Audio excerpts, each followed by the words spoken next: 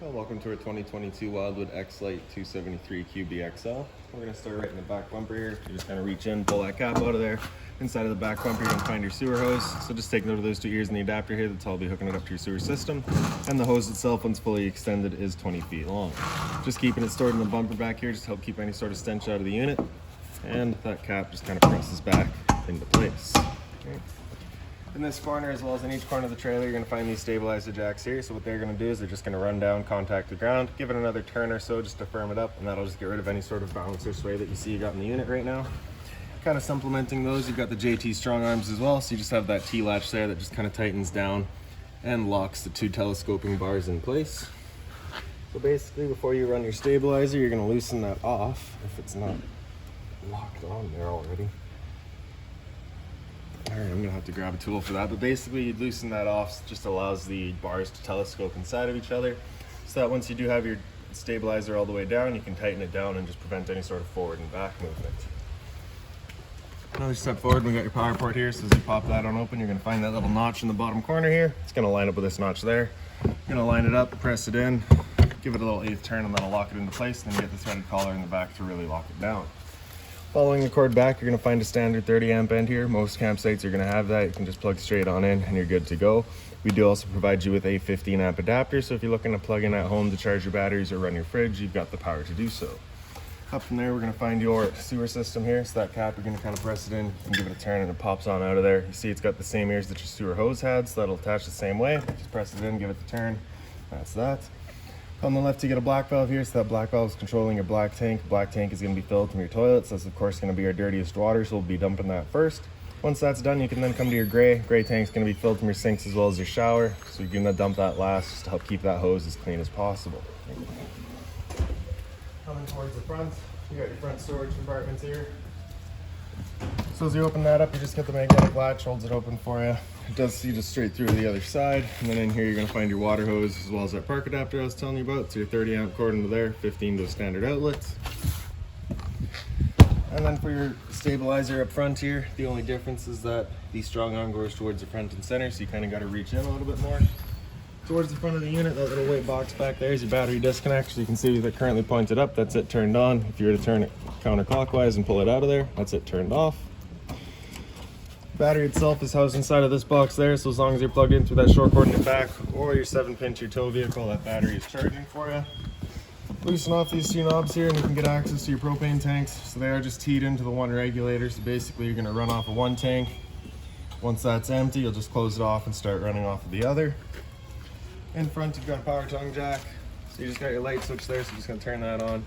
And then on the switch there, up is up and down is down. Other side of the unit here, you got the other end of your storage compartment. So inside of here, you'll see you got a laundry hamper, so I'll be able to show you that from inside of the unit a bit better. And then kind of up on that wall there, you've got all of your manual jacks. So this kind of long one there is going to be the one for running all of your strong arms, so that little T-handle. This bent one there, that's going to be for your front tongue jack, and then the one down in the bottom there is just an adapter for running all of these stabilizers. It is just a 3/4 inch end on a 1/4 inch drive. Right behind your door, we've got your hot water tank there, so that keyway, you're just going to line it up and you can pop it on open.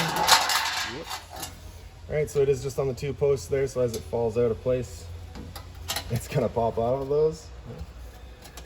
So your control for turning it on with electricity is just down in the bottom corner here. So you're just going to turn that switch on, turns it on with electricity. For turning it on with propane, we've just got a switch inside of the unit. So once we get in there and fire it up on propane, I will be going over a reset procedure, and the button that I'll refer to is just right here. Before we turn it on, whether it be with either source, you're just going to want to hit this relief valve right there. Make sure that shot of water comes out. That shot of water coming out is just letting you know that that tank is full. It's safe to fire it up and you're not going to burn anything out by doing so. Once we're done, we're just going to take this kind of cover here, line it up with those two bottom posts, press it into place, and lock it down with that keyway. Right behind that, we've got your freshwater tank fill, so you're just going to pop that open. You can take your water hose and stick it into there, turn on the water, and that fills up your freshwater tank. That freshwater tank drain is just right down here, so you get that white valve, you just pull that over. You can see it just drains itself out. Up from there, we've got two exterior speakers, and in between them, we've got your stove vent. So there's just a little flap down here. You just want to make sure that's opened up whenever we're running our stoves, so that our fan inside can evacuate all of our fumes. I'll go over that a bit more once we get inside. Once you're done, you're just going to click it back into place, just prevents any dust from kicking up in there. Down from there, we got the exhaust for your furnace. So if you're running that, you just want to make sure it's not plugged off. It does get hot. Power outlet out here, GFI protected, resets inside of the unit. Up from there is a cable and satellite outlets. If you're looking to have TV outside, you got the power to do so. Exterior kitchen here, so that just opens up. Same magnetic latch holds it open. 120 volt mini fridge back here, so as long as you're plugged in, this fridge is going for you. To the left of that, we're gonna find your stove. So that just opens on up, or griddle really. You get this little latch in the back there, so you're just gonna wanna slide that over, make sure it's locked in place, just that if this does get bumped, it's not closing itself all the way. For the hose here, you got that quick connect, so you're just gonna pull it over, you can disconnect it. Connects right in the back of the unit. Let's push that in, make sure that locks into place. And then around to the back here, you got your hookup for it. So basically the same thing, you just got your dust cap there. You're gonna push that valve back and you can attach it, and then you just have that valve here. So you just gotta open that up for the flow of propane. All right, and with that opened up, you cannot undo that quick connect, just kind of an added safety. So with that all hooked up, you're gonna press that knob in, turn it past light, and you're just gonna kind of repetitively do that until it clears all the air out of the lines, and then it fires right up. Once you're done, you're just gonna turn that back to off, let it cool off, and you can stuff it back away. Little grease strap on the side here. And then once we put it away, we're gonna close off that flow of propane, undo our quick connect here, put our dust cap back in place, undo it from the griddle.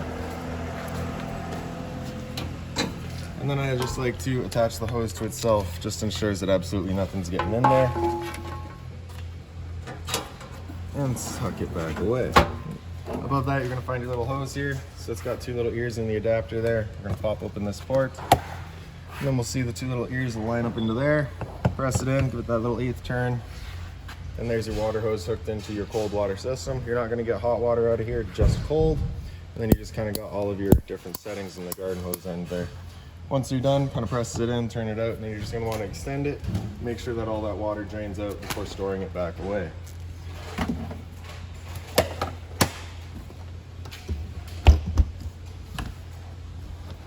Okay, and then in the back of the unit, you got your spare tire back here, of course. And then right in the center, we got a black tank flush. So you may notice over time after having gone and dumping your black tank, your monitor panel is still reading 1/3 or 2/3, whatever it may be. Typically it's some debris inside of your tank just hanging between the probes causing a misread. So what you're gonna do is just take your water hose and plug it into there, open up that black valve and turn on the water, and that'll just flush out that tank, getting rid of any sort of debris that could be causing that issue. Beside that is your city water connection, so you're just going to take a water hose and plug it into there, turn it on, and that'll just pressurize all the water lines throughout the unit.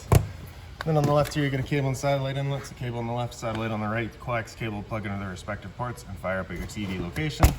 And then lastly back here is just your pre-wired mount for an observation or backup camera. So now we'll make our way inside of the unit. Just going to open up the door. That's just on a friction hinge, so it just kind of sits wherever you leave it. For your steps here, pull that blue handle over, that'll unlatch and they'll slide on out. That little tab, if you push it on in, you can extend or retract your legs just based on whatever your site needs are. And then as we pop up inside, first things first, right on the left there, you got your fire extinguisher, so that's standard, pull the pin, point and shoot. Up from there, we got this dimmer switch, so as we tap it, that'll turn on all the lights. If we press and hold on it, they'll dim down, continue holding, and they dim back up.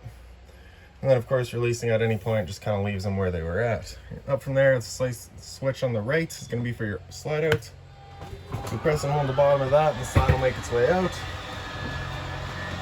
Once that slide's fully extended, you're just going to hear a couple of whines from the motors and then they'll stop automatically.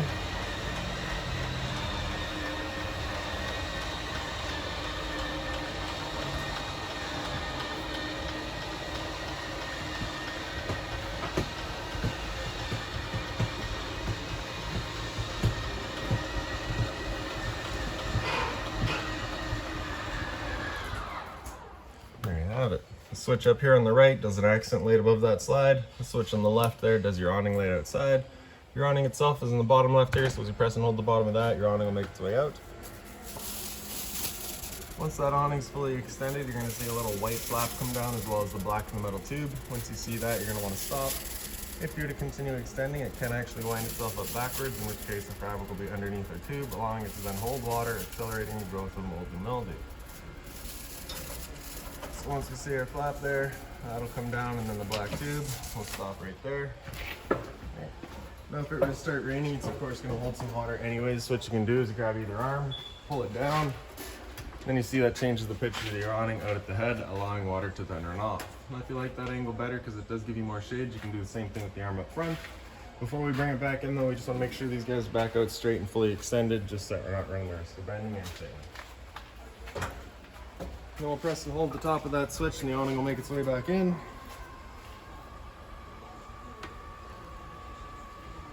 Again, just watching that your fabric is over top of the tube. And the last thing you kind of want to keep in mind with your awning is once you get up to about 15-20 kilometers an hour wind, it is catching all that wind, so you just want to bring it back in again so that you're not running the risk of bending your arms. Once it's in all the way, the motors will just kind of lock up and hold it firm against the side of the trailer. And that's it. So up from there, we've got your two red switches there. So one on the right does your water heater, so that fires up your water heater on propane. That little light up there will come on, letting you know the ignition sequence will start. Once that sequence is started, that light will go out. It'll try that 3 times. If after that third try it hasn't fired up, that light's going to come on and it's going to stay on. So at that point, you'll be going and using that reset button that we'd shown you. So stood right here, you can hear the click of the igniter and the whir of the flame. We know that tank is good. So on the left there, got that water pump, turns that switch on, turns on your water pump, drawing out of your fresh tank to pressurize your lines. And then up top, we got your monitor system. So battery on the left there, so you can see we're currently charging. G would be good, F is fair, L is low. Your fresh tank, as you fill that up, will go a third, 2/3 and full. Then we got your black and your gray as well, same idea. Up from there, you can see you're pre-wired for solar, so if you do go that route, your charge controller will be mounted right there. Entertainment area here, so you got, of course, your TV mount back here would just mount right in the center, run all your cables through, and you get down to your power outlet as well as your antenna outlet down in the middle here. Turning that antenna on, just hit that button there, you get that green light, just letting you know your antenna is turned on. That will also help clear up your stereo signal. Up above that is going to be your cable and satellite outlets, and then you can see on the side there you are prepped for Wi-Fi. Down below that is your stereo, so the power button there is going to turn it on. Zone 1. So zone 1 is your outside set of speakers, zone 2 is your inside set. Volume control right here does run the both speakers at the same time. Hit source and you can cycle through all your different sources. So you can see you got AV, that will be through the back of the units. HDMI is right up front here. Auxiliary is also just in the front. AV again through the back. And then you got your Bluetooth, so you can connect to your phone. USB is just right in the front there, and then your AM, FM. Also hit that to cycle through all your bands. Hit the power button to mute it, press and hold to turn it off. Fireplace down below that, so you got your power button on the right there, turns it on. Center right, we've got your flame color. In the middle there, you have your kind of bottom illumination. Center left, you have your temp controls, your off, low, and high. And then on the far left, you got a timer of 30 minutes up to 9 hours. Then of course, power button, turn it back off. A little bit of storage on the side here, same thing on the other side. And then into your slides, this is going to be your kind of chase lounge, your dinette, or your Versa lounge they call it. So your two lights are just on center push buttons there. And then as this kind of display shows you, all the different setups that you can have for your lounge here, your dinette setup. So basically, the one important one is this cushion right here. So as you pick it up, you'll notice it has the two posts on it. Those just slide into little pockets. So you can see the one right there. There's another one in the back there. So the way it just was is, of course, set up as your dinette. You have the same two pockets on the other side there. And so if you line it up with those, slide it in, that'll then become your kind of lounge setup. Oh, get rid of these two cushions first.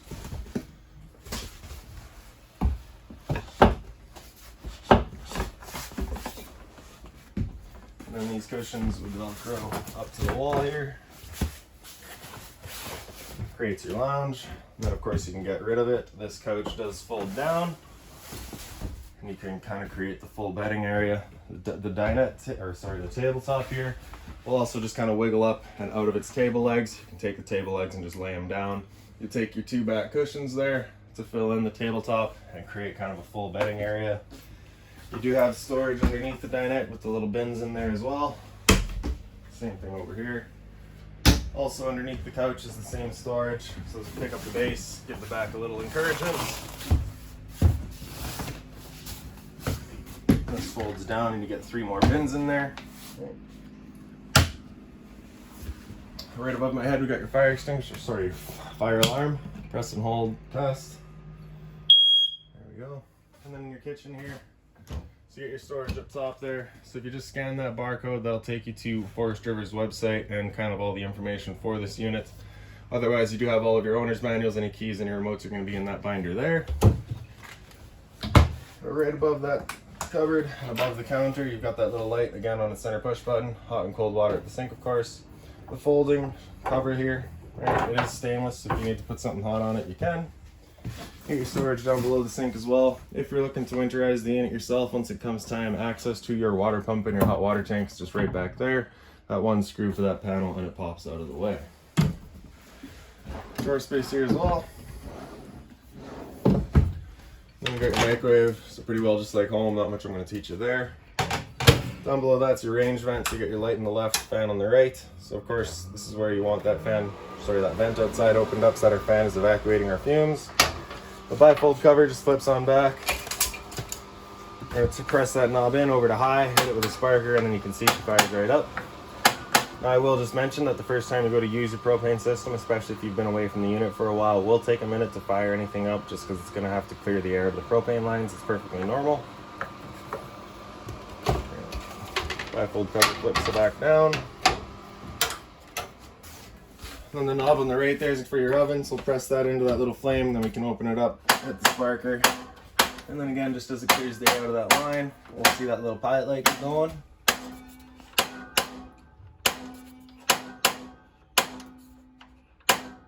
There we go. Once you get it going, you just want to hold the knob in for another couple of seconds, then you can release the knob and the flame will hold itself. Turn up to your desired temperature and she fires right up.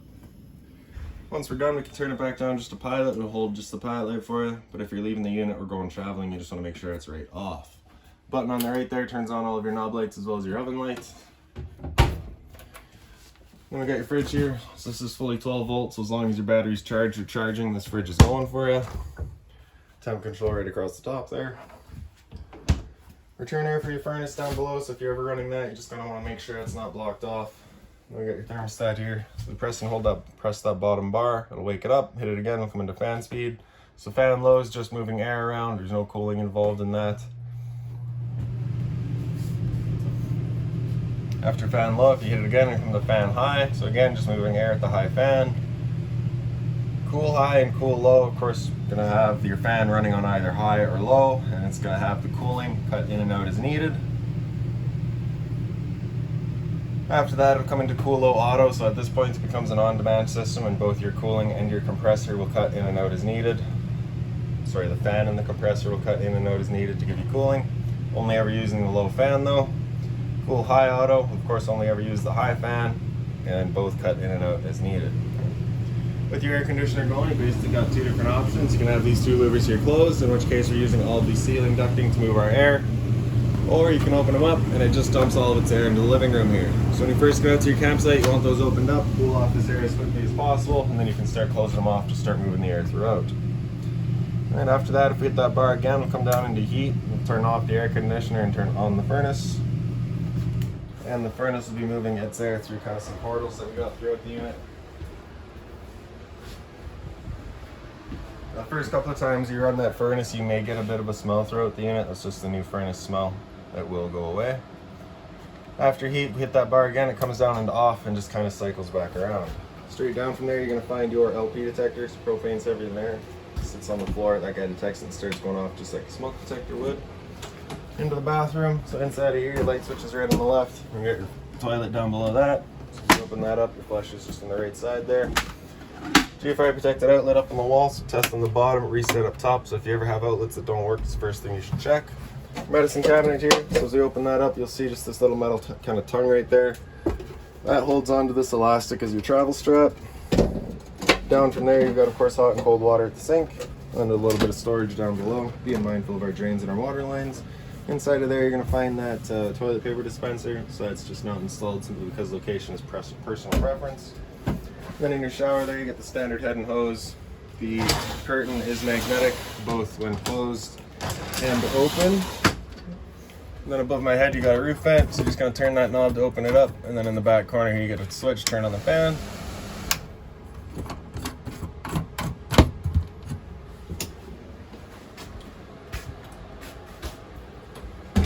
in your kind of pantry, storage, closet area.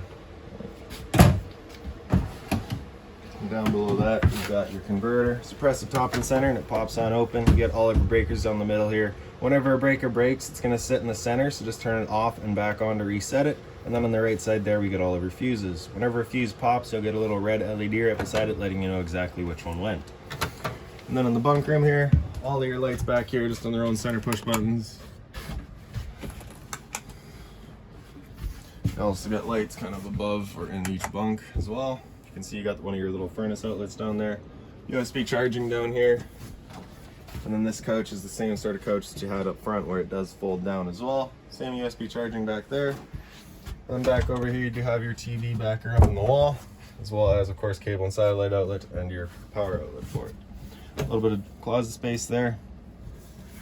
Emergency exit right here. You just pull in that red tab to get rid of the screen, taking this handle here, throwing it outside, hopping on out.